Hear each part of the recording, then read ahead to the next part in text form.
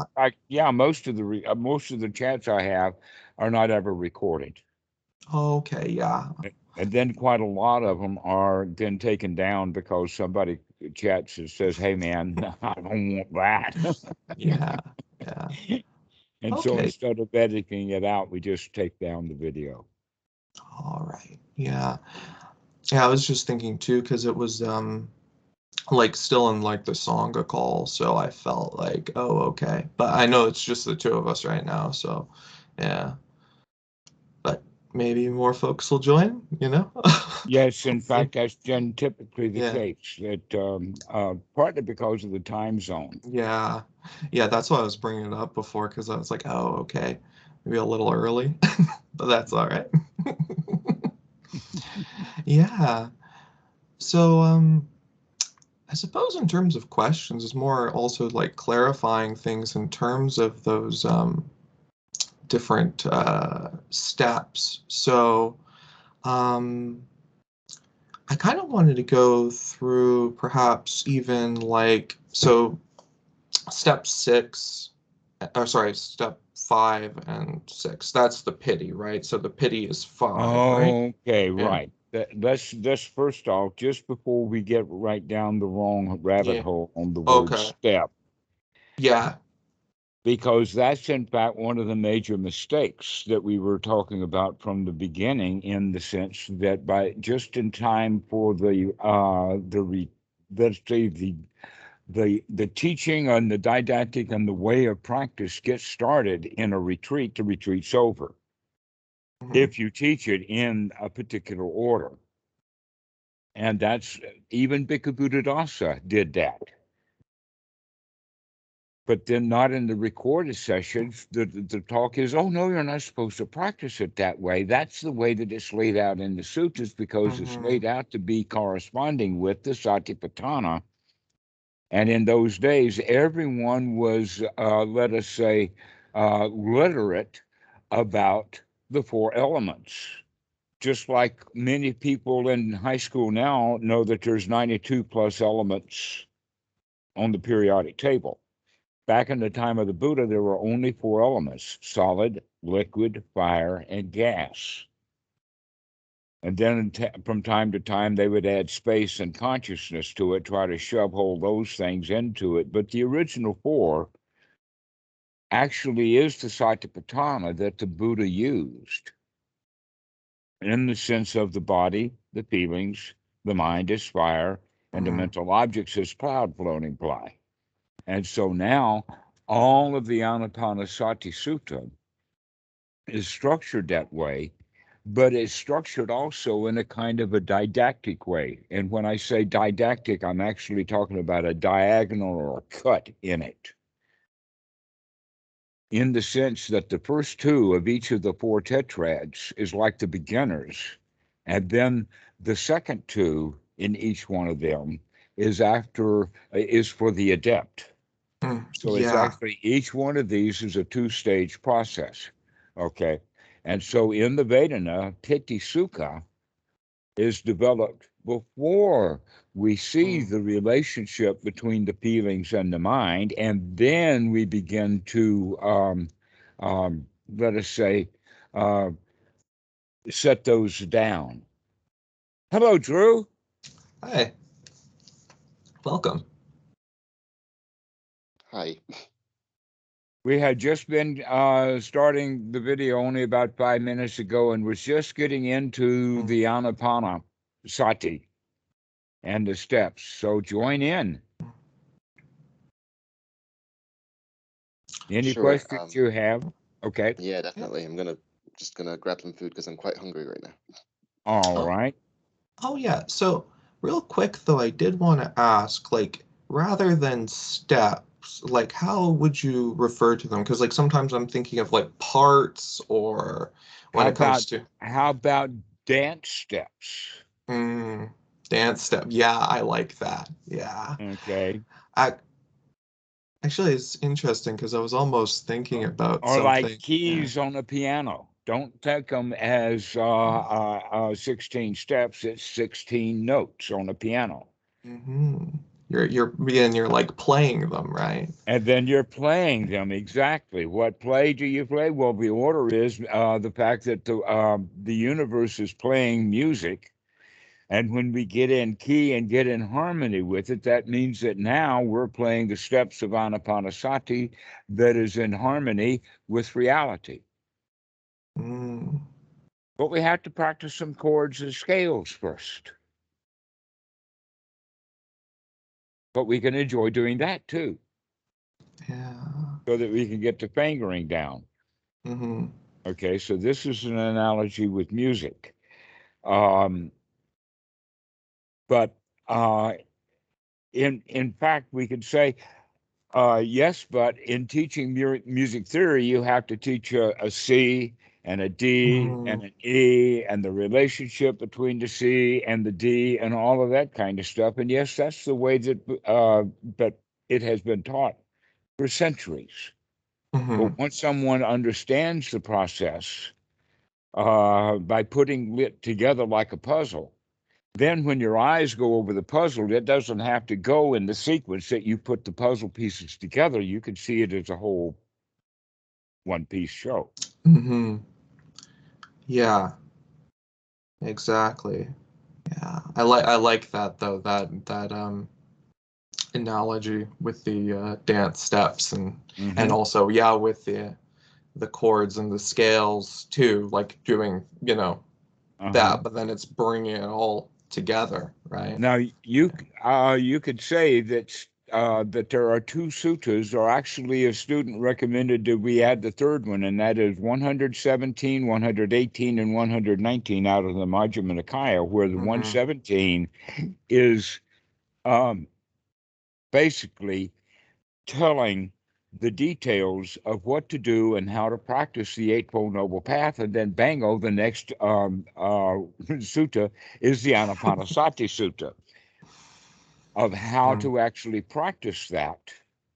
And then 119 actually is speaking of the jhanas and the states that you go through like that. And there's also a companion sutta with it, number 111, kind of out of sequence, but really, really close in that group, is that one that you mentioned, the one by one as they occur. Oh, yeah. Okay. And so all of these things fit tightly together, these 4, 5, 6 suttas right there in a row.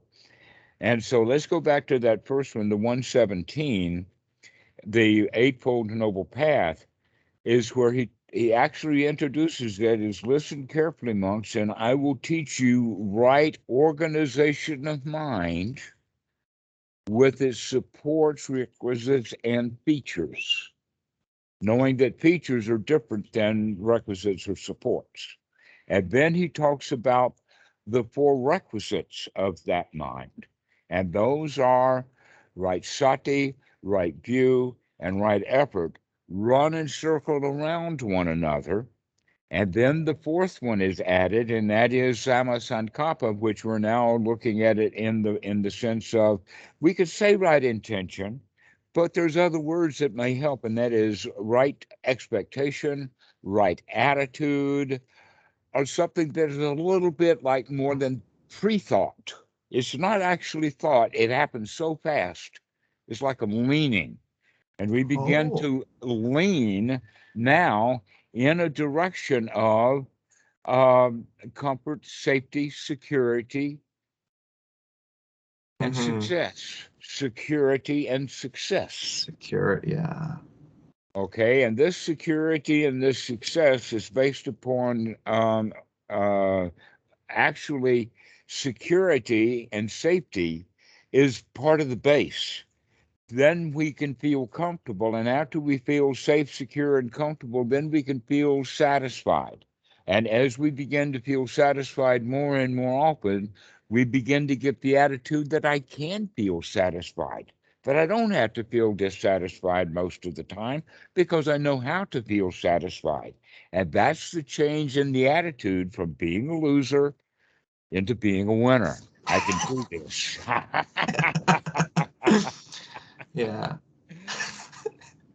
And this is explained right there in that sutta. And that when we have these four factors that run and circle around each other as a group of three until we add that fourth ingredient, and that is in fact into place, that as you begin to see that you can change your mind from an unwholesome state of a victim's position into the wholesome state of, we've got this, we can handle this. I can handle anything. Doesn't matter what happens, I can take care of it, even if it's having a happy death. Doesn't matter what it is, I can take care of it. I can handle this.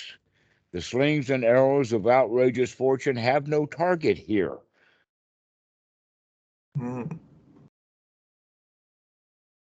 Yeah. Because a me or an I is not going to stand up to become the target.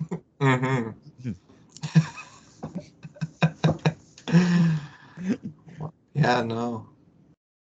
I love that. Yeah, you went through like just like so much of it with that too. But that, yeah, was it 117, right? That's the Great 40, right? Yes, that's the Great Yeah. 40. Yeah, yeah. But yeah, that kind of way of sort of, I suppose, viewing the path too, right? With the sati, viewing an effort, running in circles, then coming to the right attitude, right? Which is certainly helping me kind of, I suppose, have more of an understanding of the right attitude too, because it's more like there's a kind of a security to it, right? Like this is more of a consistent type of thing, right? Yeah. So, and I think that kind of moving over to this practice from, because I did prior do a lot of the noting, right, is I kind of feel more of that sort of security and that more of like the locking in, because there is like something to seeing the impermanence, you know, all the time, or when, you know what I mean, like spotting it, but then having that kind of locking in of the security with that, right, with the right attitude. Yeah, that coming up. And then that leading to the unification of mind, right? So, yeah, the samadhi. Okay. Yeah. Well, staying with that for a moment, there seems to be a point in that sutta where it takes a little bit of reading between the lines. After we generate those four, that is what that's implied is that's what creates the organized mind. Because after that, it starts into the sila part in a completely different method, in the sense that once that mind is organized, with the mind that's noble, one would not go harm someone. With a mind that's noble, one would not take something that is not given. And so now actually what we're saying is that the sila in that sutta is not a work for a beginner to do, but rather is expressed as the outcome of correct practice. And that's what's the difference between an ordinary practice where we start with the precepts and the triple gem. And here we're having a practice that winds up in the triple gem and in a mind that's noble. That mind being noble is, in fact, now the mind that is capable of doing the precepts. Isn't that interesting? Because almost always precepts are taught upside down. In fact, there's several ways of talking about the Eightfold Noble Path, and that is Sila, Samadhi, Panya. You've heard that sequence, I'm sure. Sila, Samadhi, Panya. But that's not the order of the practice in that sutta. In that sutta, it starts with Panya and then Samadhi, winding up in Sila.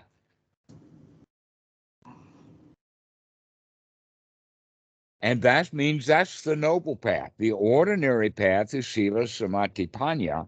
And the way of looking at it is that at that point, when Panya is arrived, then a shift is made off of the ordinary path of Sila Samadhi Panya into the noble path, where things are rearranged now, that the order is changed around, because now what we originally practiced first, as Sila, is now only seen as a natural outcome rather than the major work to do, the beginning of the path. That in fact, one of the ways that we can understand that is whether we're putting on a long-term frame of reference or a very short-term frame of reference. And we bring it to a very short-term frame of reference, and all one needs to do is to become secluded from the world. And now your Sila is perfect. You go into the meditation hall and you sit down and you fold your legs and you close your eyes and you sit all happy and smiley face for a while. Your Sila right then and there is perfect. Yeah. That really does, I feel like, that really does help like ease the mind as well, right? With that, like, okay, I'm sitting here, I'm not harming anyone, it's all good. Rather than getting off into these long drawn out things of, oh, I need to become perfected in this and that and all those, in perfect moral behavior and all that stuff. That's the ordinary path. Yeah. And it works. Mhm. And it can be called slow, dry, hard, all of those kind of words that ordinary people use. Or you can or you can go directly to the noble. That in fact, this is what Achan Pho had said that he wanted on the internet, and he meant these Skype calls because he knows they're here, and that to start off at the noble, that we do not drag three people all the way from grade school through graduation of university in order to put them in graduate school. We just put them right into graduate school. They'll get what they need.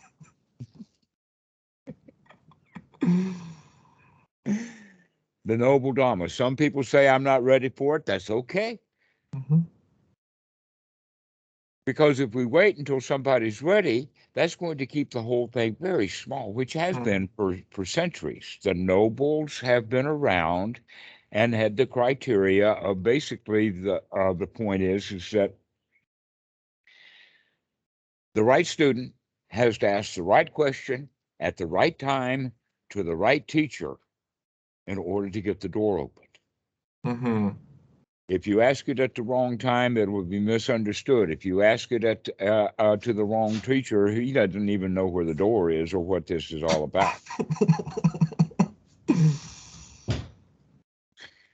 But Bhikkhu Buddhadasa actually decided in the 1930s to turn all of that around. And that's what got him into trouble. But that was the best thing that ever happened to him, because that was actually, he was figuring this out on his own as a monk, arguing with the Pali teachers in Bangkok and being invited to give public talks that had an audience who went back to some of the biggest, most important monks in Bangkok to complain about this guy doing I think that in fact it was a graduation ceremony for a nursing school or something like that. It was a big thing. Yeah. And in this trial that he was in, the Sangha is where he met the fact that there were others on that trial board of 20 monks that understood what he was saying was correct. And it wound up starting a literature search. Part of the reason why the trial took more than 3 or 4 months was because it included a literature search. But Bhikkhu Buddhadasa would spout something, and he'd say it comes from that sutta. They had to all go back to the Pali and everybody translate it and figure out that Bhikkhu Buddhadasa was right here. And so the outcome of that trial, just as a really humorous point, is that the outcome is that he was guilty of teaching the wrong things.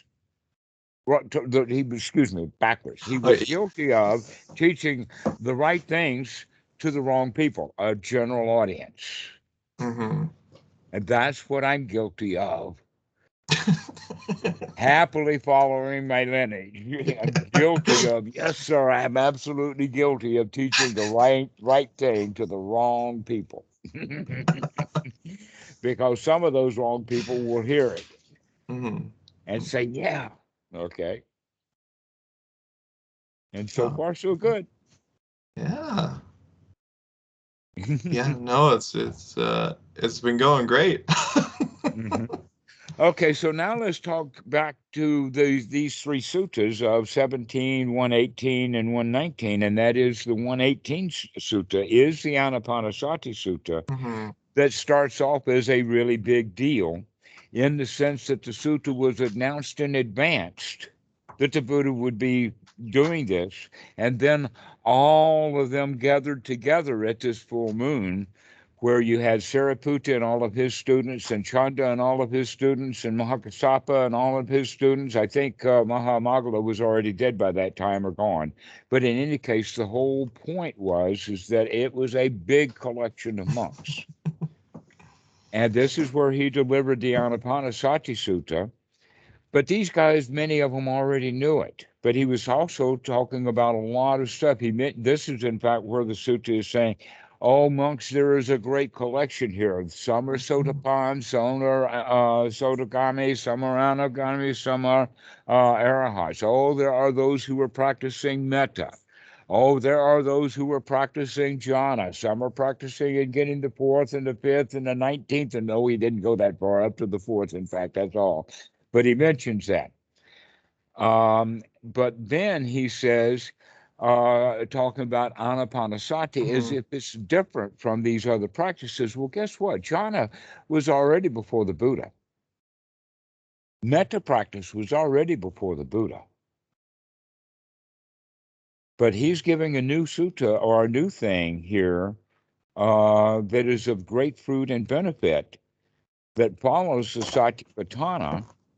And the satipatthāna is for the fulfillment of the seven factors of enlightenment. Now, one of the things that people get confused on is not understanding the relationship between the seven factors of enlightenment and the Eightfold Noble Path. I mean, it doesn't even have the same numbers. So how could it possibly be? But the way to look at it is that the Eightfold Noble Path is the path, and that the seven factors of enlightenment are the fulfillment of those skills. And the first item on the list of the seven factors of enlightenment is unremitting sati. All right, where is the unremitting sati inside of the the ānāpānāsati sutta? It's at step 9 and 10 of waking up, taking a look, and gladdening the mind. The exact stuff that you see in the 117 is right there in 118 and expressed in a completely different way. And then you can also see, all right, so maybe the sequence then is to wake up, take a look, gladden the mind in step 9 and 10, and then by doing that, it begins to change the piti and the sukha is step 5 and 6. All the while, we're already practicing step 1 or 2, but as we're practicing step 1 and 2 of the breathing, we begin then slowly to get step 3 because we're now beginning to see the feelings and seeing the connection and the feelings between the body and the feelings, and ultimately understanding the connection between the mind, the feeling, the body, and how they're all interrelated. And so this is part of the investigations that we do.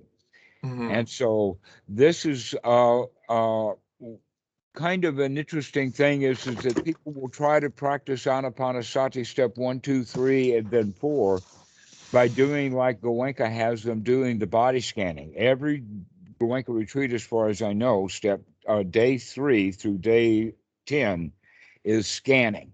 Mm-hmm. All right. They're just staying there on step 3 of ānāpānāsati. Where do they ever teach how to relax the body? They don't, because it's all sitting up. Yeah. Yeah. So they don't really go into, that would be 4, right? The Right. relaxation. Step Yeah. 4, exactly. Yeah. It's the relaxation of the body. Mm-hmm. But if you recognize it, because there is a sutta that, by the way, does not have 5 factors for the first jhana, it has 6. It adds an additional one, and that is the relaxation of the body. It's not normally in the first 5, but when you add that as an aspect to it, that means it all. As we're actually practicing the skill and developing the skill of Piti-sukha, and also the gladdening of the mind, that takes care of much of the first jhana, in the sense of freedom from the hindrance through the gladdening of the mind, and also the piti and the sukha. And then the next parts are being able to apply this over and over and over again. In other words, keep bringing the mind out of the unwholesome. That's the unremitting sati and the unremitting investigation. And then the unremitting effort is not effort anymore. Now it's actually used as unremitting energy, because we've already got our enthusiasm, we got our mojo going, okay, as well as we've got some skills going in there, or we've got that attitude change. And the attitude, here's a clear example of that is that the mom tells her teenage son, there's a lot of garbage in the kitchen, go clean it up and take it out. He does, but it takes a while, and it's an effort. Mm-hmm. Now, the second story is this teenage kid walks into the kitchen someday and he sees a bunch of garbage there, and he says, hot dog, mom would be really happy if I clean that up. He picks all of that stuff, he takes it out to the trash. Now, which one was the more effort, the one when he didn't want to do it, or the time when he actually wanted to do it? Well, absolutely the time when he wanted to do it, right? That, All or sorry, last, right. yeah. All right. That, Well, that's the right effort. The right is yeah. when wanting to do it Mm-hmm. happen. And then Mm-hmm. it's so much effort anymore. Mm-hmm. You have the enthusiasm, right? Mhm. And Exactly. That's what's built right into the yeah. package. And actually, that's mentioned in another sutta, number 48, is that enthusiasm, or that eagerness for the Dhamma. Mm-hmm. And so, eager for the practice of the Dhamma, I would say, is even as important as eager for didactic information about the Dhamma. Mm-hmm. Really practicing it. So this is where that eagerness comes in. It makes it really effortless. Or, oh, well, I got nothing else to do now that I recognize that and now that I woke up with. Yeah, exactly. Where it's like, oh, it's like the practice too is like a joy within itself, right? Like just, coming back to it. It's not like some grim task or something and I need to do this so that one day I, do get enlightened or something. Like, Isn't that, but that one point is such Yeah. a major change in attitude. The loser has the attitude of, look how hard I tried and look how hard I've got to try. May I please have my reward someday? Thank you, sir. Because you're the boss and I'm just a, all right. And changing that attitude of, hey, boy, look at this. We got that one. Oh yeah. Yeah, that's it too, like with spotting the hindrances on that sort of point where you do spot them, having that attitude as well of the congratulations of the, like you're almost having that reaction of pity of the aha, I see you, Mara, right? It Mhm. gladdens the mind along with that. So you're spotting it and you're gladdening, right? So when you do catch yourself kind of drifting into something, it's like, oh wait, oh, no problem, because Mhm. it's already working, right? Yeah. Yes, exactly. And we didn't know that until, this little piece of information. Look at what you're doing. That's what I think that was the one that did it for me with Bhikkhu Buddhadasa. Because I asked him one time, Actually, in the sense of vipassana and sitting and all of that, he says, I said, there's a poem in English, and that is, if at first you don't succeed, try again. Okay, well, that's the vipassana, that practice. That's the Western Mahasi. That's it. And he chuckled and he says, no, if you first don't succeed, look at what you're doing. And that is such a jaw dropper. I mean, that he hit me with that. And that was, I think, the change in the point in time when I began to understand what all of this is about.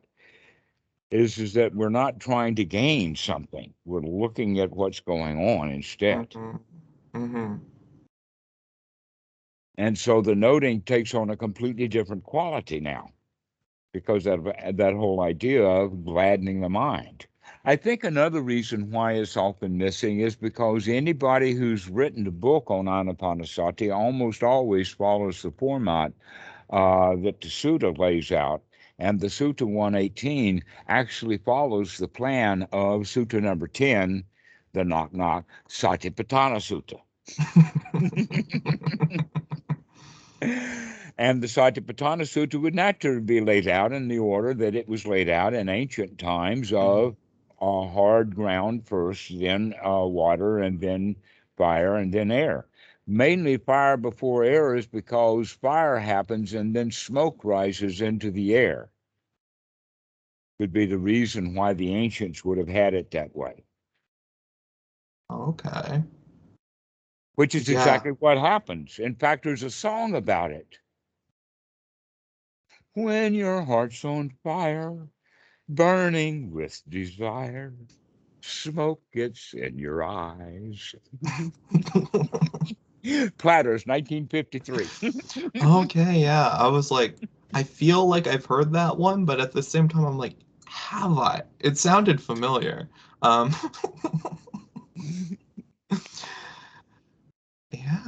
Yeah, no, that's interesting that how they're like laid out in the in the Satipatthāna, the foundations of mindfulness, like they actually align with the elements there, right?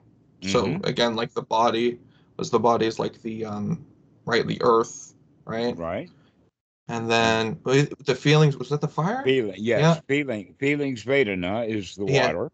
Yeah. The And fluid then eddy, because yeah. those feelings are fluid. I mean, and they make us work and they make the body move up and down and all of that. That they could, ancients could see that there is some and in fact, when you drain the blood out of somebody, the body dies. I mean, this is old ancient literature. Okay. Oh, so yeah, that so the it was the So there's the body, there's the fluid or the feelings. So that's fluid, right? And then the mind was mind of fire. Fire. So the mind was fire. Okay. Yeah. Hence, and then the Achan Pho's book on what is the name of it? Something like Mind of Fire or Mind on Fire. The book has Mind on Fire. Okay.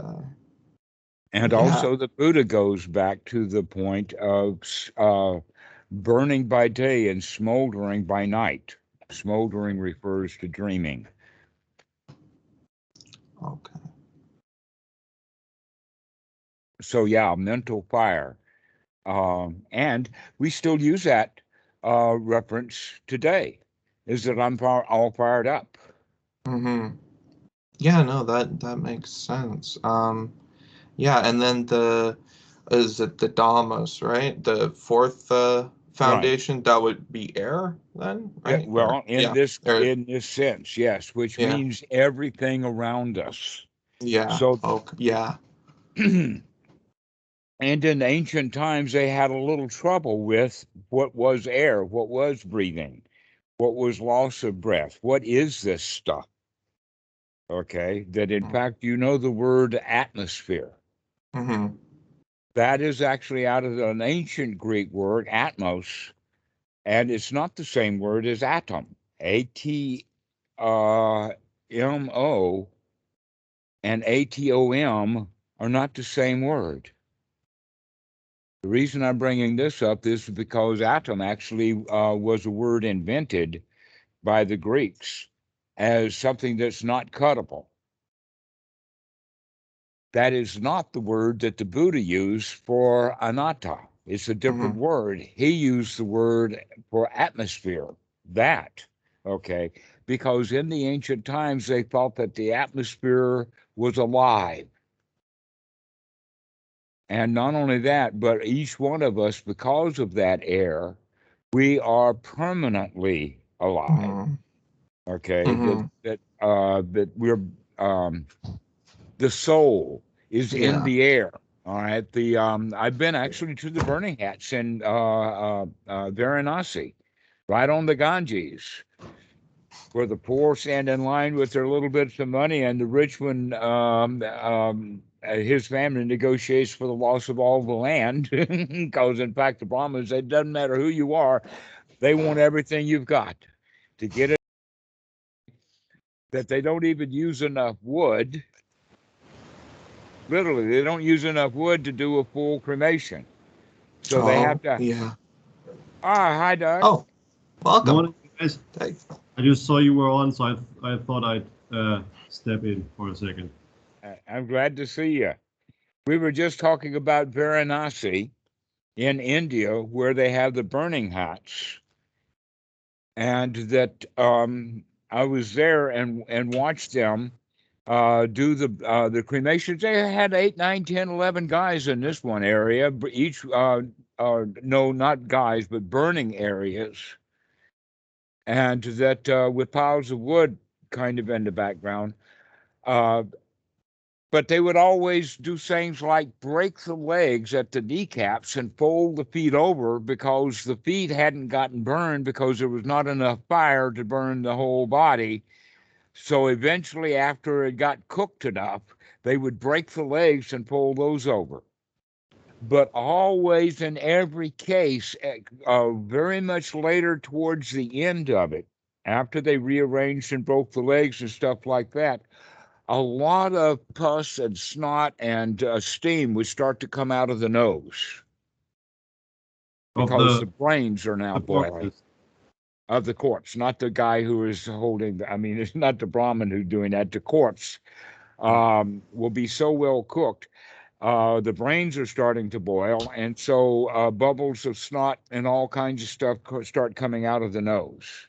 Oh, man. This is the point in time when they get their Brahmin blessed shillelaghs out, dance around the corpse, braiding with this thing, and then after all the chanting, they will take it and crack it open really hard with this right, and crack the skull open to let all of the boiling stuff come out in a great big cloud of smoke and brain manure and all kinds of stuff. I mean, it's quite a splash that comes out. And good, this, I haven't had my breakfast yet. I'm sorry, what? Well, good thing I haven't had my breakfast yet. Well, the point is that steam and smoke and all of that was the Brahmin's way of releasing the soul back into the Atmos, sending it home. Okay, that's the background of that stuff. And all of that was happening at the time of the Buddha, and some of it is still going on exactly the way that it did then, for the same kind of reasons or whatnot. The burning huts of Varanasi are old things. And so the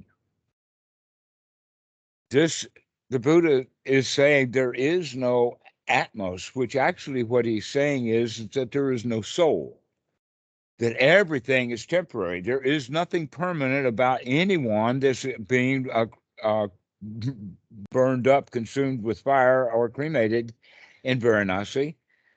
That all of that smoke or boiling liquid that is busted out of the skull by getting it cracked open is for profit and for show, but not for the benefit of the corpse. Yeah. And then again, at least from our own direct experience, we see that that like when you have a dead body that's just laying there in the woods or something, whatever it is, it gets kind of repurposed. So in a way, it doesn't, that what it's made of doesn't disappear, but the form that used to be there won't be recognized. But just because that corpse mostly went up in smoke doesn't mean that it's lost too. That all of that stuff that you would have buried in one place is now going to be floating all over the place. It'll eventually land. Yeah. And there all those minerals are, and no problem. I appreciate this. This is like a charnel grind contemplation in the Satipatthāna, you know, when they say, oh yeah, in this bag is hair, blood, mucus. True, you caught me. You caught me at it. Yes, this is exactly the stuff that's in the Satipatthāna Sutta. This is interesting because we don't get to do this anymore. And maybe that's actually, no, I'm not sure that's such a good thing. I was actually speaking to a medical student, and if you're not a medical student, it turns out it's really difficult to have access to a dead body and just being able to see one. Goenka had a video. In fact, it was one of the very few videos. VCRs were very rare in India back in 1970s, and so were the videos. And so we saw that video a lot. An autopsy. Okay, so the point I'm making here is that autopsies are available on YouTube. And my favorite autopsy is actually out of a movie. And the autopsy doctor is actually Mel Brooks. Do you know who is Mel Brooks? He's an actor from the olden times. Right. In fact, he does comedies, and the movie is Dead and Loving It. Leslie Nielsen did that as the vampire, but he did a short autopsy where he goes in and cuts the thing open, usually with a knife, rips it out, and several of the people fall and faint. And then he grabs the heart and he starts pulling like that and pumping it and looking around, and several more students faint. And then he chops the head open, pulls the brain out, and starts pulling that in people's faces, and the whole rest of the student body standing around faint.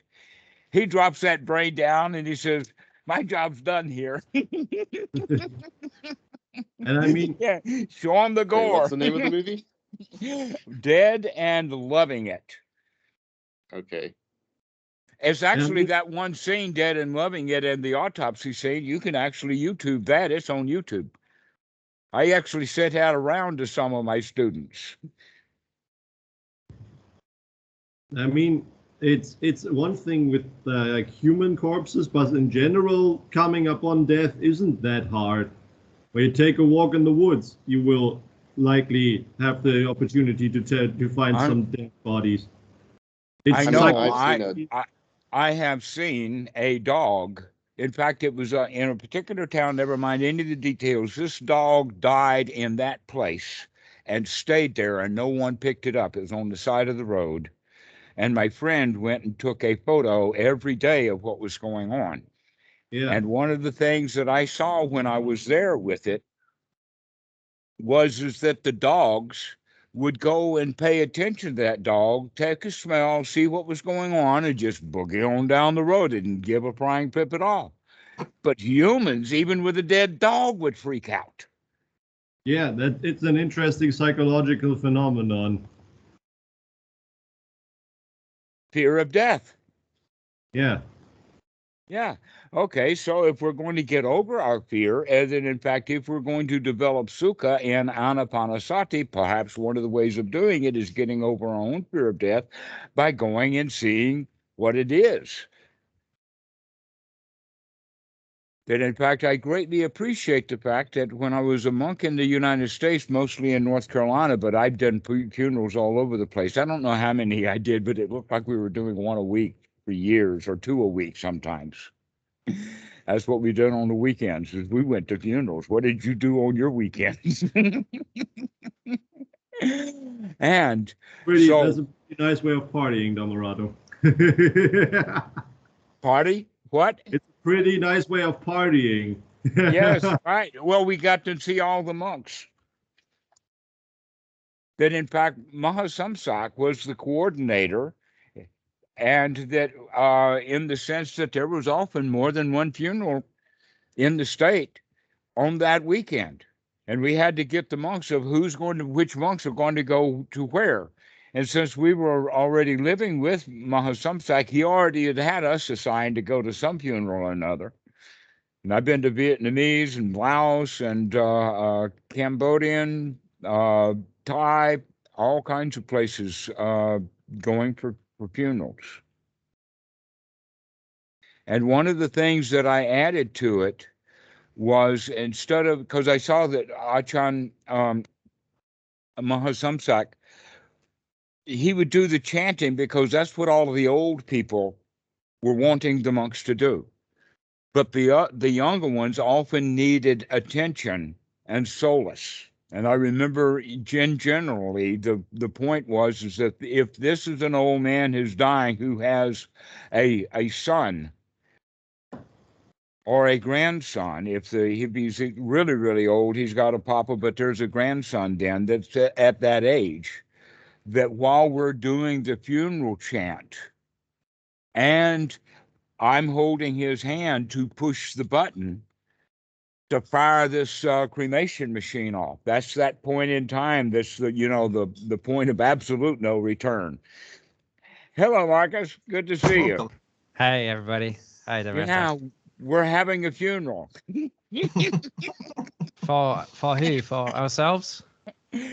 No, as a learning experience for a meditator or a Dhammadut, of learning to deal with death by getting around it rather than avoiding it. That, go look in your local newspaper for upcoming funerals and go. Really? Yeah. If they'll let you into the basement of the hospital, go have a party. And because of COVID, there's probably a dozen or so pickup trucks with bodies laying in the back of the hospital already. All you have to do is get the body bag open. I've heard stories about people going to funerals just for the food and everything. Well, that's another reason, but Dhamma dudes, they have a show. But there's also certain yogic traditions that are, I think they're those that are like a bit more about the whole Kali stuff, that actually do like corpse meditations and stuff, and have very sophisticated, elaborate instructions on how and what kind of corpse to obtain for these kind of practices and shit. I think some of those things are really ancient too. This is not new.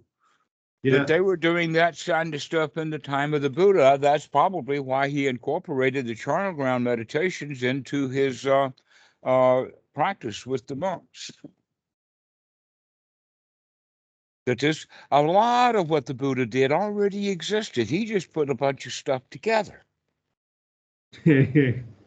Even the Four Noble Truths he attributes to Ayurvedic medicine, and he had a whole lot of medical doctors who were trained in the Ayurvedic medicine of the ancients, who were his bhikkhus. They quit being doctors and hung out.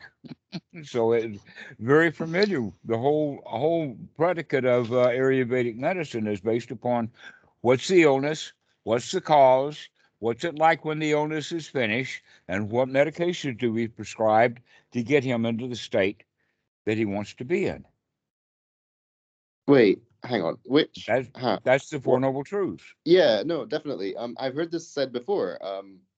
Symptoms, diagnosis, prognosis, and treatment is one way of looking at the Four Noble Truths, which I'm just curious about this Ayurvedic thing. Like, where does it, like, is it in a sutta somewhere, or is it?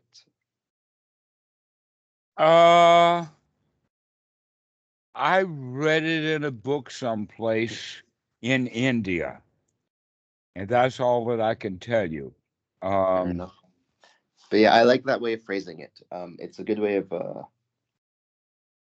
do you call it? It's probably one of my favorite ways of framing it to people, because it gets them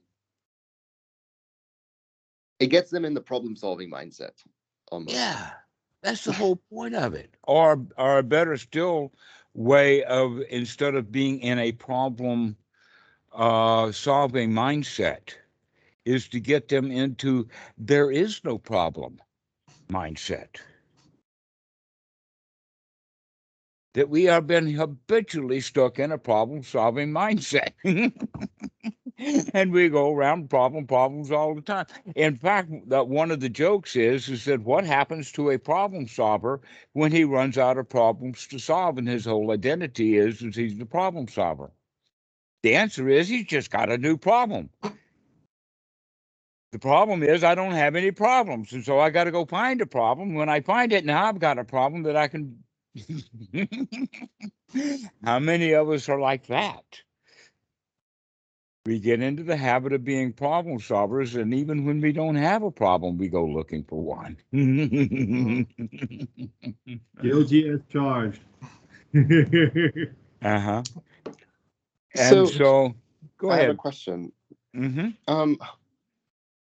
There seems to be this tension between what I have to, because a friend of mine, a meditator friend of mine, said, the ordinary, what was it? The material world is very good for things like food, shelter, clothing, and sort of stuff. And he was just reminding me that, though I was talking about my practice and how it was going, that I still have responsibilities and things that I need to take care of in this world, even though they may not be the noble Dhamma. There's still a lot of ordinary Dhamma that I need to carry out. If you do those things with a mind that's noble, then those things are noble. And if you do those things with a mind that's not noble, then here's an example of that. If the old goat herd, who is also a rabbi, who is the one in the village who is charged with and has the responsibility of killing this next goat, and he approaches that goat with a mind that's noble, he won't kill it. He'll say, wait a while until my mind is no longer noble, and then I'll do the dirty deed. But going back to the problem-solving thing, it's almost required of me in doing ordinary tasks to see something, fix it, move on, think about it, etc., etc. And then when I choose to sit down to practice, sometimes I'm able to remind myself, oh, I don't need to untangle these knots anymore. They're just they're just fine as there is. Mm-hmm. And sometimes I'm able to remember that, and sometimes I don't wake up, and if I wake up, I don't take a proper look and then I see the knot, and I think that, oh, I need to untangle this, rather than just oh no, it's fine, just let it be. Okay. And the switching back and forth is. Let's put this in context, in the sense of doing it when you're off by yourself, doing what many people will call a formal practice. Or are you doing this shooting from the hip while you're out there in the world, dodging the slings and arrows of outrageous fortune? Those are two different things, because we want to get away from it all those slings and arrows of outrageous fortune, so we can actually begin to practice getting all of those slings and arrows actually out of the mind. Yeah. And so getting ourselves into a really good mood, and then in a good mood, practicing going back into the actual slings and arrows. And how long can we maintain that good mood? And maybe as soon as we lose it, if we got mindfulness, at that point, we can still withdraw from the battlefield wounded and go heal ourselves again. And then in that regard, that's like picking yourself up, dusting yourself off, and let's go back into the fray. I guess my point is that it almost seems like I very much see the advantages of a retreat now. because you just got that set amount of time. Whereas here you're getting dirty, and then, or you're falling off and you're picking back up, falling off, picking back up, falling off, picking back up again and again and again. And there's nothing inherently wrong with that, but it is, I feel like it takes more effort, and that momentum, that attitude seems to be a little bit slower to build. Yes, in fact, you're right. It does take more effort simply because there's more slings and arrows of outrageous fortune coming at you. Yeah. So as you can get away from it all, literally, then the only slings and arrows of outrageous fortune are the ones that you stab in yourself with. And here's an interesting point with that, and that is that it's well known in these 10-day retreats that the first day or two, the students are still worried about the past in the sense of how they got there and all the trouble they had to get to the retreat and how much it cost and blah, blah, blah, blah, blah, blah, blah. And right at the end of the retreat, the only thing that the students think about is how they're going to get out of here, where they're going to go, what's their transportation, and all of that kind of stuff. And so they only have a few days in the middle to actually pay attention to what are we doing in the retreat. And in that regard, the answer would be that, hey guys, on the first day of the retreat, or hopefully before you even go into the retreat, you got to know that, hey, you can start the retreat right now. You don't have to wait until the mind drains out all of the slings and arrows that you brought in there from the past day and week. I actually, I realized this last time I went on retreat. I made the mistake of watching a Harry Potter movie the day before. And there you got Harry Potter flying around the insides of your mind on a broom. It was fantastic, Dhammarato. I cannot tell you. I think it was Saturday evening I watched Harry Potter, and then one of the sits, either on the first day or the second day, it wasn't just, I only watched one Harry Potter movie, but one of the sits, one of the hours, I went through the entire, 7 books, 8 movies in my head. It was so, I wasn't even mad. I was just like, okay, cool. I need to know not to do this next time. I need to clear out my mind before I get on retreat. Mm-hmm. Well, so we can say, in one regard, congratulations for sitting through the whole sequence and doing it pretty cheaply. I mean, if you'd have done that every day in a movie theater, it would have been quite expensive. So congratulations for saving yourself some money and maybe even some time, if that was what the point of the meditation retreat was. But if you had something else on your mind about getting stuff off your mind, then maybe it would have been a better practice. And so this is the suggestion: is the next time you go to a retreat, everybody who goes to retreat, go with the idea that this is the best holiday I've ever had. Yeah. I've got no place to go and nothing to do, and the bell is not my boss. And I'm here just to chill. Yeah. And every time I'm stopped chilling, I can see that and turn that around too.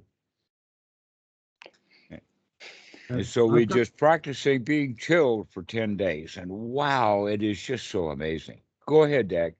I've got a question. You mentioned the term outrageous fortunes. What do you mean by that? Oh, I think this is slang from Shakespeare. And the quote is, slings and arrows of outrageous fortune. Now, what the word fortune here is not a big pile of money, but it's rather your fate or what happens to you. That's where the word happiness comes from, is that it's just a happening. Okay. So you could rephrase that as the slings and arrows that just happen by. Yeah, so the stuff that happens every day, which you may or may not like, which you have no control over whatsoever. No control over whatsoever until we start recognizing how much control we have of standing out of the way and not letting those slings and arrows hit us. But we do not have any control over the slings and arrows other than to see them coming and soon enough in advance so that they don't whack us. Yeah. Now, the other point is that they're not outrageous until they do whack us. And when we do get hit with it, we feel like this is an outrage. And they only whack us when we have when we're not looking, right? When we're not paying attention. Yeah. In other words, the thing of it is like some big guy stood up on the elevator, or on the escalator, and stepped on your foot. Okay? That's one of the slings and arrows of outrageous fortune if you don't like it. But if you're mindful, if you're watching what's going, just as he begins to step right on your foot, you just happen to move it just enough to get it out of the way. This is a thing I was trying to explain to a friend. I'd started meditating, formally a lot, and they were asking for, okay, how does that change your life? And I was trying, it was really hard you to don't explain. Get stepped on. That's how it changes your life. Basically, yes. It was really hard to explain. It's like, I can't give you any positive benefits because you don't, at some point, initially you have to put in the effort, but then it becomes a habit, and it becomes a wholesome habit, and you don't realize the arrows that you even kind of subconsciously stepped out of the way of, almost. Mm-hmm. That it was but weird. It's the arrows that we let hit us. By the way, this fits in really, really well with the sutta. I think it's number 64 in the Majjhima Nikaya, where the Buddha talks about somebody actually getting shot with an arrow as a metaphor, and his friend saw it. And so they go in to get a doctor. And the doctor comes up and about to put the salve on it and getting ready to take the arrow out. And the guy says, wait a minute, before you take the arrow out, I want to know who shot me. I want to know why he shot me. I want to know what clan he's from. Let me look at this arrow so I can see where it comes from. And the Buddha then says, if you have that attitude, you will probably die asking questions before you take the arrow out. The right thing to do is to stop asking questions, stop trying to figure stuff out, and take the arrow out. If you're already hit. That's the whole thing, is just to take, and in that regard, you can say that in this case, the arrow is actually just an unwholesome thought that's in the mind. And what is that unwholesome thought? Well, this unwholesome thought was probably triggered by something that someone said. Like, you're too critical, you're too fat, you're too ugly, you're a bully. I mean, I've been having a long list of things that I've had to dodge.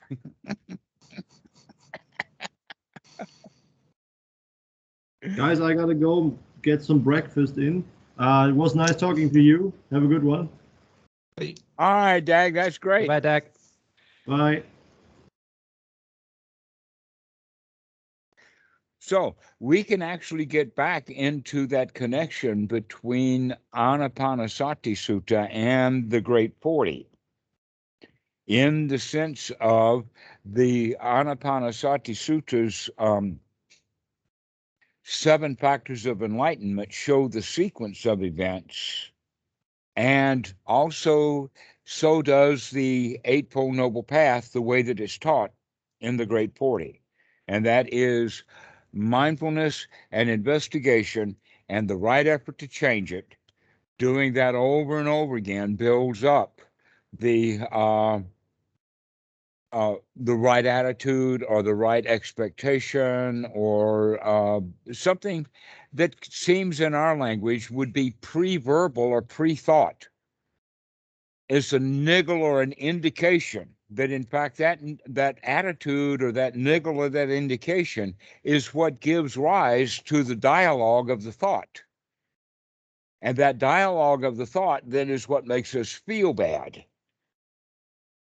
In other words, we perceive danger. And what we can begin to do is to see these little niggles giving almost bypassing the verbal thought, so that it actually is a niggle that there is some danger, followed immediately by fear, without us having to even talk ourselves into it. So this is that point then where we begin to see that we have a control over this. And that's why the Buddha actually puts these jhana factors right there as aspects of the ānāpānāsatisutta, piti, and sukha. Let's come out of these bad feelings that we have that are generated through the attitude of something is dangerous, and start talking ourselves into nothing is dangerous here. Everything is okay. There are no problems to solve. There's no place to go. Everything is hunky-dory. Well, we can relax. And that's then the beginning of the feeling, because we're talking ourselves into it. And as we relax and feel relaxed, we begin then to that attitude change of, wow, I could do this. And so that's step 5 and 6 of ānāpānāsati. Now, the reason that it's in the sutta in the order that it is because in Pali language, there is a word called Piti-sukha. It's just one word, and it's used often. And generally, they try to translate it individually as each one rather than having it as its own oxymoron or its own word. So Piti-sukha is actually a combination of piti and sukha, but it's in almost as if it's the same thing, but that there are degrees of it. So that both of them have the quality of safety, security, and comfort and satisfaction, but then piti, satisfaction, and then piti adds the extra ingredient of success. We did it! Ta-da! We got it! Okay, that yee-haw kind of feeling.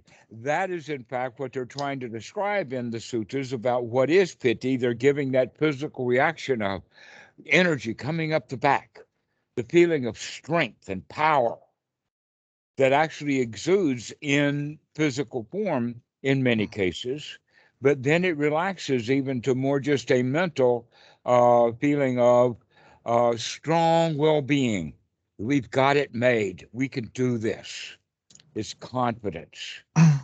This is the Pali word, by the way, of shada or shraddha, confidence, but not faith.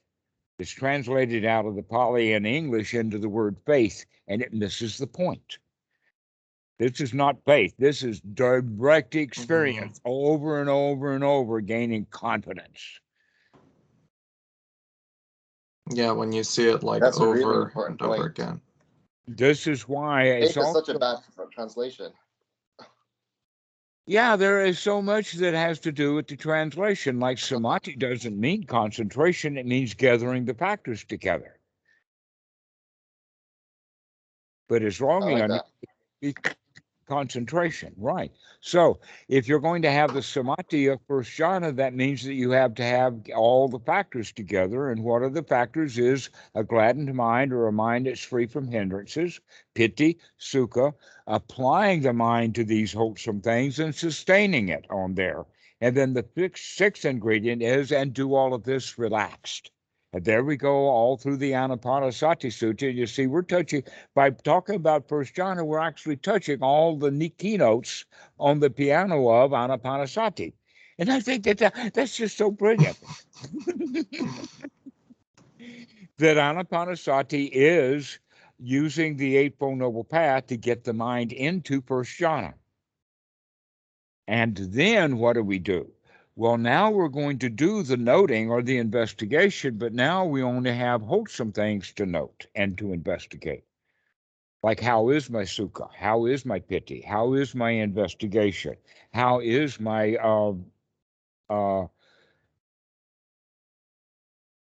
applied mind? Can I keep applying it back to the Dhamma? Can I keep sustaining it back to the Dhamma over and over again? And so actually what we're investigating now that we're into first jhana is the factors of first jhana.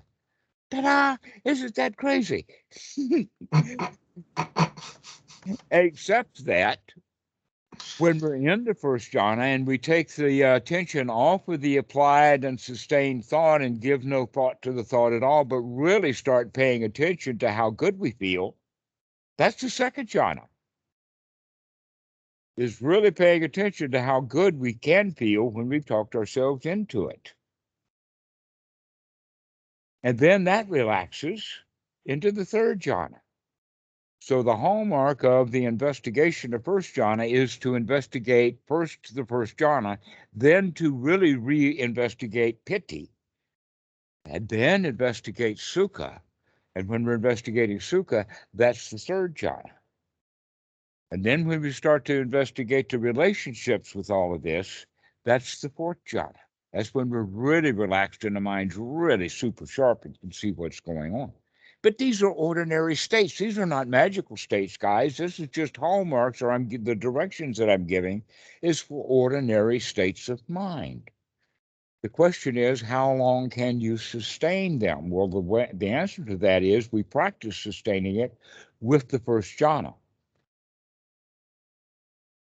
Let's say the bottom line or the foundation for the investigation of the, say that. But now we're referring to the paticcasamuppāda in the sense of everything is arising and passing away, which is actually now the fourth of ānāpānāsati. So basically, the way that it looks like is that when we get the satipatthāna going, we do it in the sense of getting the body, the feelings, and the mind together into first jhana. So now we can properly investigate the Dhammanupassana, the arising and the passing away of everything. The arising and passing away of everything, what? The answer is the arising and the passing away of everything is wholesome, because everything is wholesome right now, which means the arising and the passing away, moment by moment, of the jhana factors, so that when we're paying attention to the applied thought, we're not paying attention to the piti or the sukha. When we're paying attention to the piti, we're no longer into the thoughts. They have passed away. When we go into the sukha very deeply, that means that we're letting the piti, the thrill, go away and the relaxation take over. And so the arising and the passing away, and we go from state to state and an arising and a passing away, and we begin to watch that process too.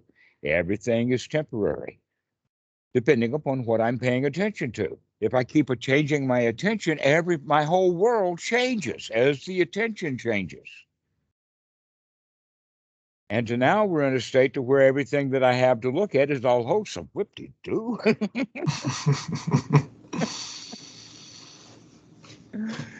So that's the kind of way of looking at the integration of the ānāpānāsati and the paticcasamuppāda and the Eightfold Noble Path and the Seven Factors of Enlightenment and the satipatthāna.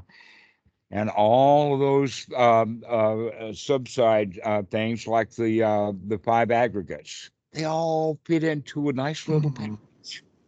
They're all just one thing.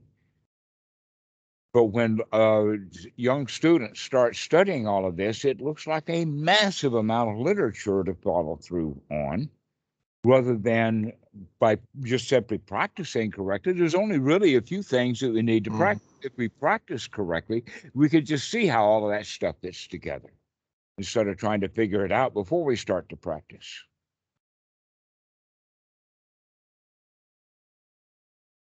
So it all comes together back into a unified whole again. Everything about the Buddha's teaching is all about unity. So, I mean, I'm convinced that this is a reasonable way to go, because having tried it, I do much prefer being a wholesome, having a wholesome, nurturing mind. And I don't really care. Well, I don't really care as much. Like, I see that this is the important thing. And, whatever fruits of meditation and all attainments or whatever, like, if you're satisfied, those will come. But how do you respond to those people who say that this is the slow path and you don't need to worry about jhana, you just start noting? All right. Let us say that two different competing restaurants of approximately the same size start off in the beginning of the evening's cooking meals. They're both clean. Okay. And that one has a manager that says, never mind the mess you make, you keep cooking food. And the other manager of the other restaurant says, as you cook, clean up after yourself.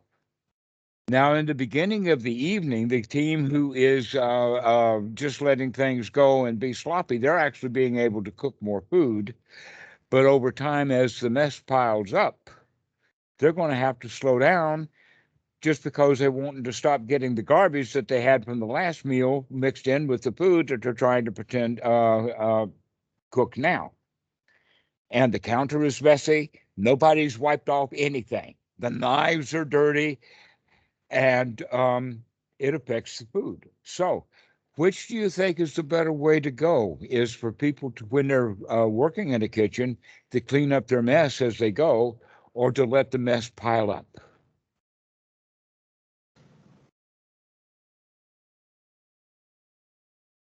Drew. Yeah. Yeah. I mean, obviously, it's. I mean, I do this in my own kitchen. I clean up as I go, so that I can. This is how I. I mean, I know that some people don't do this, and I find this very difficult to work with. Very difficult to cook with.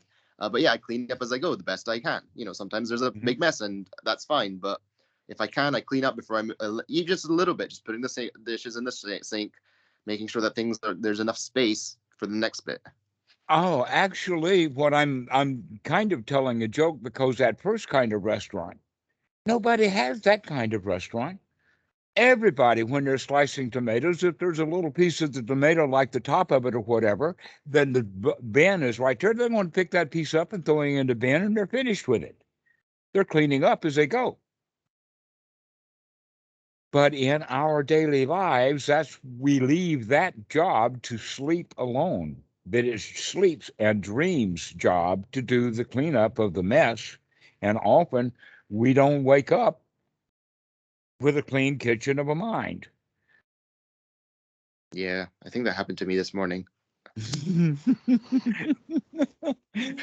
know how you say sometimes you feel like a nut? And sometimes you don't. Exactly so. But what we could do with that is that we could develop this practice of intentionally cleaning the mind, intentionally gladdening the mind, intentionally practicing ānāpānāsati.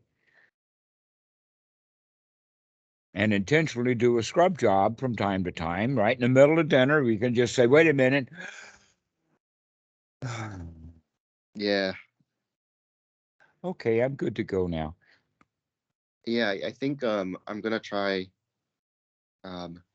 Okay, I'm making a strong intention or a strong attitude. I'll try doing that more often throughout the day, like a proper deep clean, but it doesn't have to take long. It doesn't have to take long at all. No, 10, 15 seconds is all you need. Because that thing that I mentioned earlier of, well, I have to do things in the ordinary world, but it makes it harder to, you're just falling off and getting back up, falling off and getting back up more often. Exactly. Right. So, in fact, when you do fall off and recognize that you're fall off, take 5 seconds and get back up and dust yourself off. Instead of leaving it to formal practice,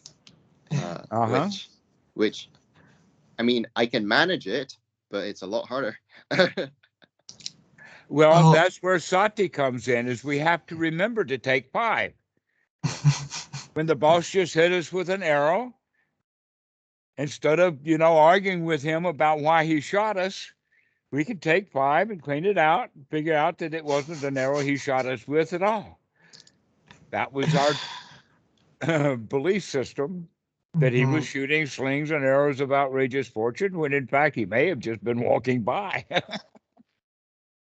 saying hi.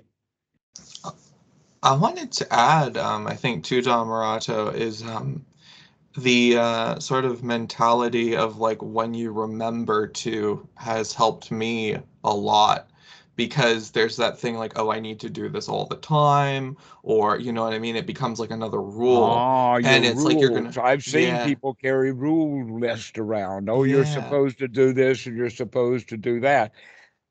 That keeps us upset and uptight, comparing ourselves against a set of standards that we're carrying around. And now we're recognizing that, hey, man, we can set the standards so low that I'm automatically passing the grade. Yeah.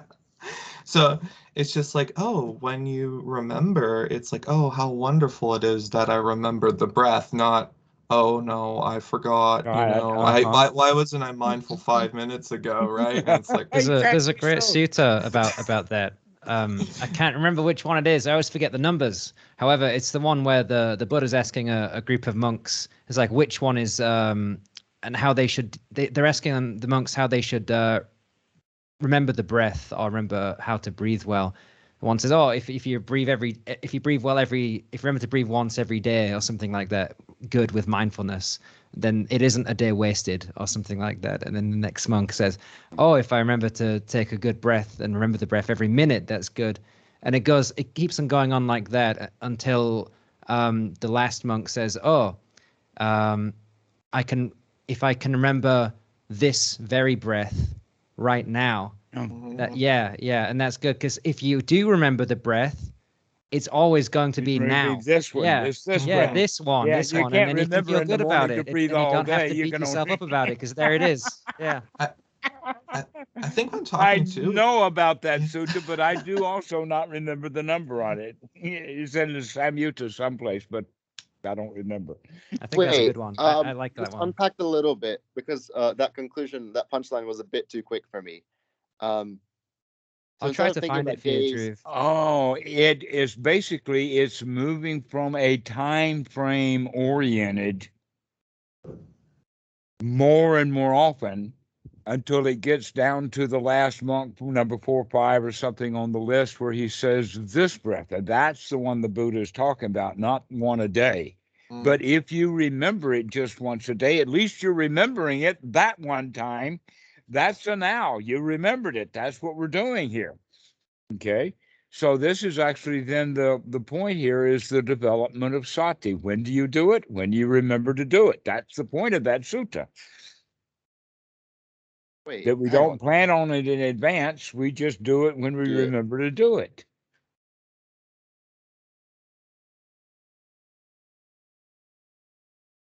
No, so Drew or Marcus, if you can dig that one up, we'll post it with the the video. David, yes. Yeah, I was gonna add, I think too, with the mindfulness of breathing, right, the in and the out breaths, like that really helps with it, because in order to discern whether it's an in or an out breath, like you have to be here now, right? Like that kind of helps, yeah. There's even a little bit more to it, in the sense that it mentions in the sutta mindful to, and we're talking about sati now, mindfulness, or actually pay attention, and in this case, kind of control, that this is a long, deep in-breath. Yeah, absolutely. Yeah, that as well. Or that this is a long, deep out-breath. But that has that intention to it that is discussed in other places. That one of the ways that I say it in the English language is that we got to have some skin in the game. We got to put some effort into this. Yeah, having like the long, deep breaths. Yeah, no, definitely helps to have the skin in the game and to be involved with it. For sure. Yeah, I have found that.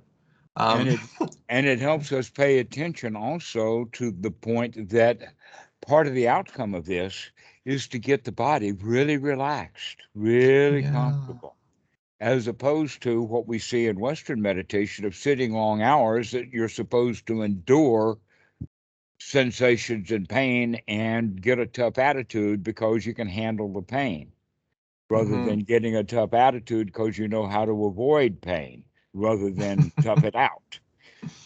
And how do you do that? Is by being relaxed. Hey, if your arm hurts when you move it in that direction, don't move it in that direction. It's trying to send you a message.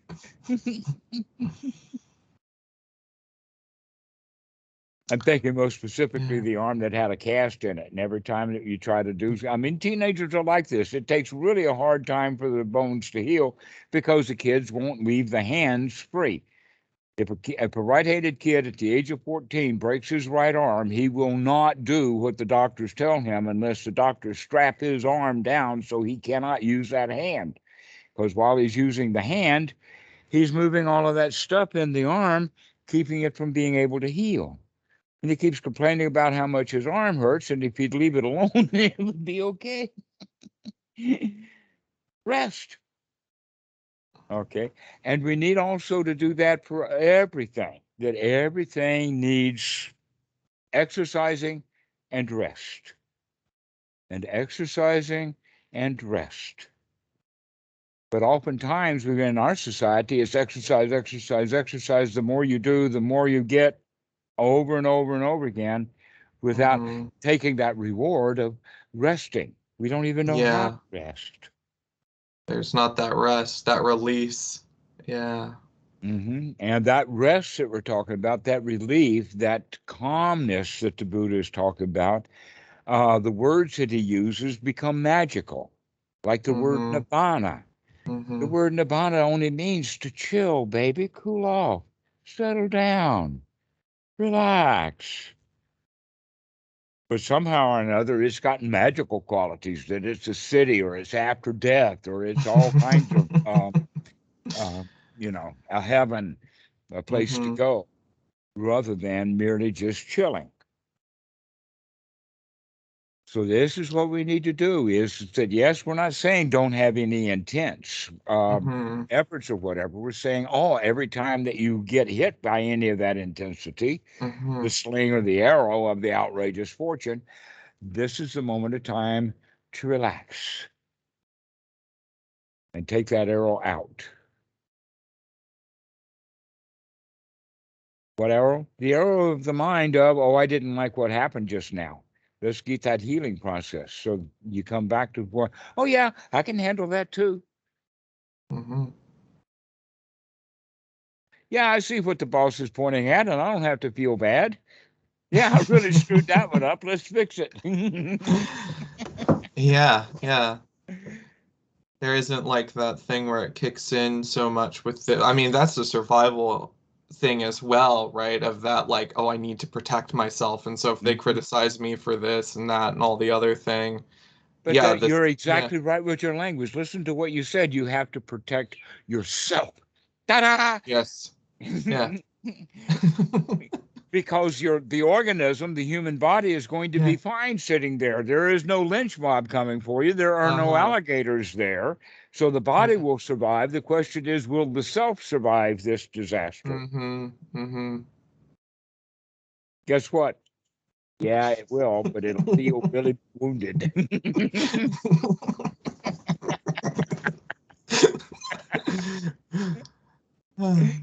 And so can you get unwounded in a hurry?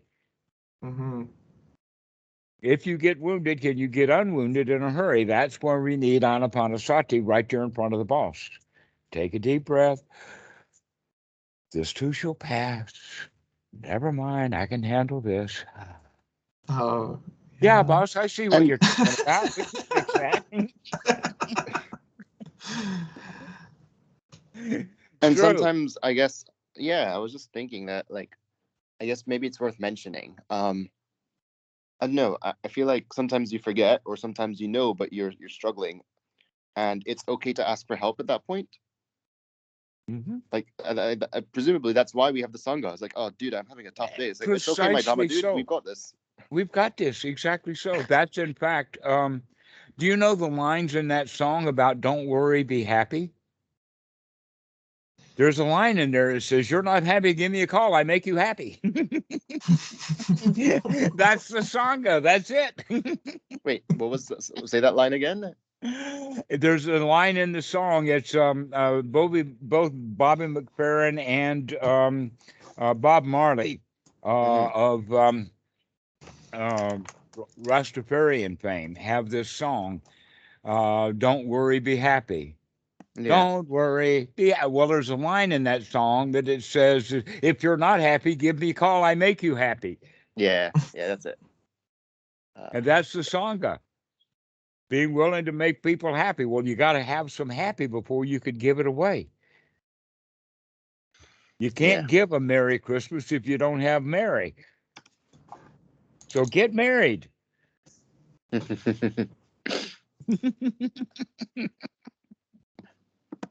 Have your own damn ho-ho-hos.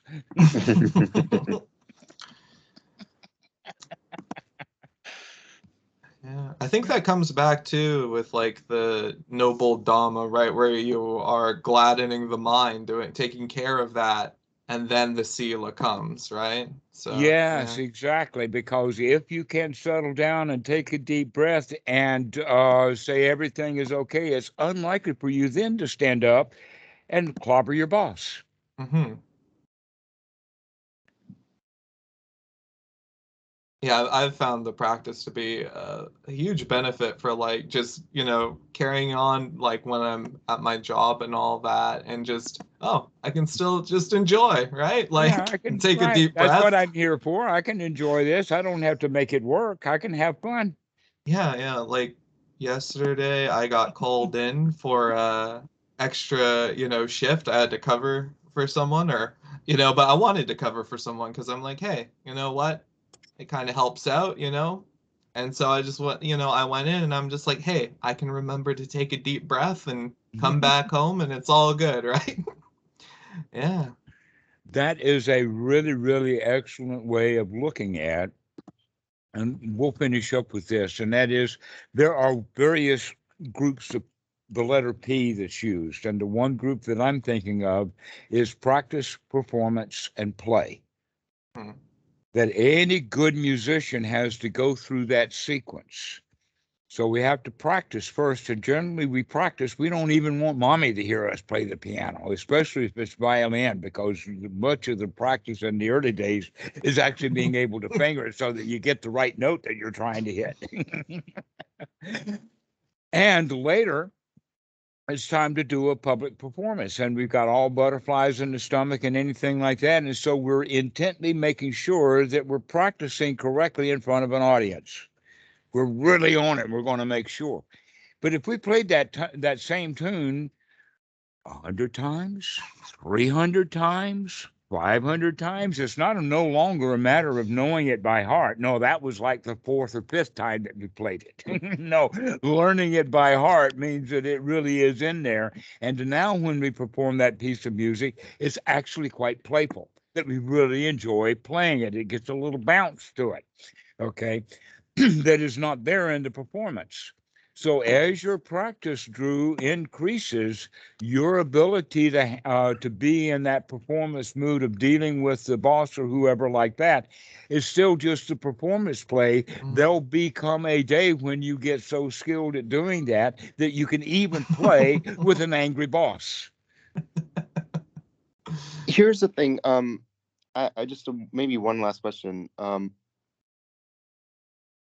Why is it that like now I can sit down and I can sit down for a lot longer and I can be a lot more confident most of the time? Obviously you have ups and downs, but most of the time, like I would not have even imagined that my practice would be like this even just a few months ago. Honestly, like if somebody had told me this is what I your know practice it will be doesn't like, do me any good when I say to the kids, students, I told you so.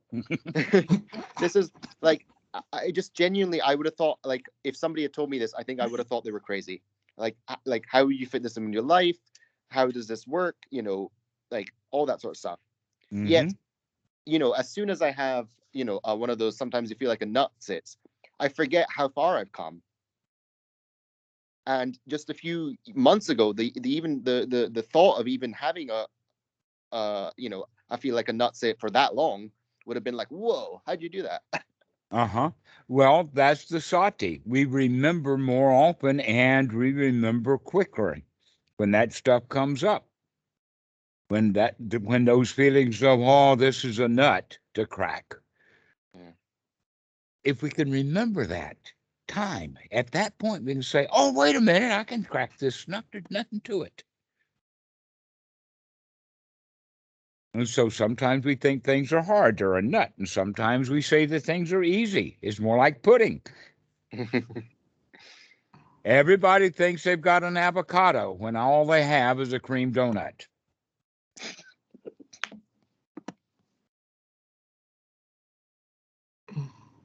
Right? Isn't it the avocado that's got a great big nut inside? Uh-huh. And not only that, but the stuff around it is not all of that great. It's almost an acquired taste. And that's what we think life is. It's an avocado, where in fact, no, life is really a cream donut. It's up to you, your attitude. Yeah. And so this is when we get to the point of that we can perform the Dhamma when we're around other people that are not performing or have no clue about the Dhamma. We can still get those slings and arrows of outrageous fortune that they ding us with and remove that in 5 seconds or so. And then pretty soon we get to the point that, hey, that doesn't ding at all. I don't even have to, that doesn't even slow me down. I'm still dancing with this dude. Yeah. And so that's when it becomes playful. So the skill levels is growing, and when skills get so much that you got this tune wired and you know it, then you don't have to pay much close attention to getting every step or every note correct. You're just having too much fun now. Yeah. Because what we're playing is music, not noise. Yeah. Drew, thanks for sharing. I'm really glad that you guys are here. And Marcus, thank you. You're the Pali scholar here. By the way, everybody, Marcus actually lives here in Thailand. No, I just wanted to say just thank you as well. Every time, Mara's like, you're hungry, you don't need to jump on the call, or it's fine, you can sleep in or something. And yeah, I always enjoy the call. It's just like, it's like that reset. I was like, oh yeah, no, this is how, oh yeah, this is how you do it. This is how you do it. And just come back to it every week. It's just really useful. Excellent. And I'm the same way. I like it. I come here because I really get a kick out of seeing the students as they grow and mature. Watch the various styles. Love it. Okay, I found something kind of similar, but it does tie in. You were talking about when I joined about the whole funeral party thing, and it's actually on the ānāpānāsati Mindfulness of Death, and so maybe either I've got it mixed up, or it was Mindfulness of Death all along, where it says when should you I'll link it. I'll link it. Yeah. Okay, it's a long one. Yeah, I'll link it to the Sangha UK for us to see later, and we'll put it on the link. Okay. On the YouTube.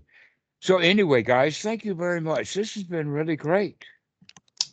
It's been wonderful. Thank you so much. Yeah. Yeah, Thanks, I'm having a ball. Yeah. You don't have to thank me. I'm the one who gets all the benefit. As they said in the 18th century, the pleasure is all mine. There's plenty of pleasure to go around in this case. Shucks, and I thought it was all mine. Not me, not mine. No, yeah, okay, you can have some too.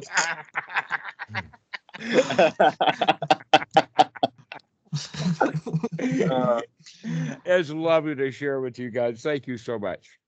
Thank you. See you. Thank you. Have a good day, everybody. Okay, bye-bye. Bye. All right.